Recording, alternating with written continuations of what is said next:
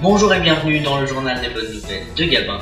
Je vous propose aujourd'hui des nouvelles pas assez médiatisées et qui peuvent pourtant nous redonner de l'optimisme. Voici les titres de ce journal.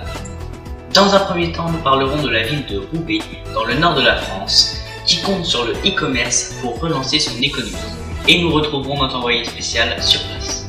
Puis nous nous intéresserons à la politique volontariste que preuve la Finlande en matière de logement pour personnes sans domicile fixe. Prenons tout d'abord la direction de Roubaix, ancienne ville très industrialisée qui fut la capitale de l'industrie textile. Cependant, la commune a subi de forts impacts suite à la désindustrialisation et a été une ville très touchée par le chômage avec plus de 15% de chômeurs en 2013. Elle avait donc besoin de rebondir et la solution a été trouvée en 2014 puisque la ville s'est lancée dans le e-commerce. On retrouve notre envoyé spécial Gabin Grelet en direct de Roubaix. Pouvez-vous nous expliquer en quoi consiste ce projet ? Oui, bonjour. Eh bien, le maire Guillaume Delbar a utilisé les bâtiments qui se trouvent juste derrière moi. Ce sont les anciens bureaux du journal La Redoute qui a déménagé l'année dernière. Il les a utilisés pour commencer à lancer le e-commerce.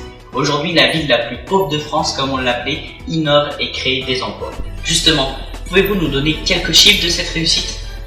Oui, et tout d'abord, ce projet a été permis notamment grâce à Blanche Maille, qui est une entreprise permettant de créer des startups. Elle incarne cette renaissance et a utilisé 13 000 m² de bureau design, créé une trentaine de porteurs de projets, 20 nouvelles startups et 150 emplois ont été créés en moins d'un an. Et j'imagine que ça ne va pas s'arrêter là. Non, bien sûr, car Roubaix est encore touché par le chômage. L'objectif est de continuer dans cette voie et de relancer totalement l'économie de la commune.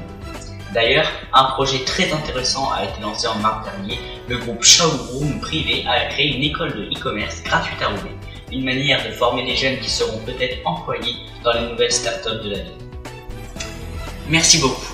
Allons maintenant en Finlande donc, où la politique de logement des SDF porte ses fruits. En 1980, ce pays comptait près de 20 000 sans-abri. Ce nombre a chuté et ils sont aujourd'hui environ 6 600. Cette réussite est due à une politique à l'échelle locale et nationale. Elle est nommée un logement d'abord. Elle a pour but de montrer qu'un logement permet une réinsertion beaucoup plus facile dans la société. Le gouvernement a financé la construction et la rénovation de nombreux bâtiments et a pris en charge des personnes dans le cadre du programme PAAVO créé en 2008. 240 millions d'euros ont été dépensés en 8 ans pour améliorer la qualité de vie des SDF.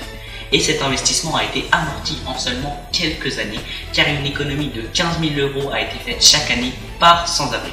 En effet, il y a ainsi eu moins de services d'urgence, moins de visites à l'hôpital, etc. De plus, en Finlande, 80% des personnes sans domicile fixe sont hébergées aujourd'hui chez leur famille ou des amis. Il est vrai qu'en hiver, la température peut atteindre moins 25 degrés. Il est donc impossible de vivre dehors toute l'année. Une réforme s'imposait donc et la Finlande a réussi son pari. Merci d'avoir regardé ce journal des bonnes nouvelles. On se retrouve très bientôt.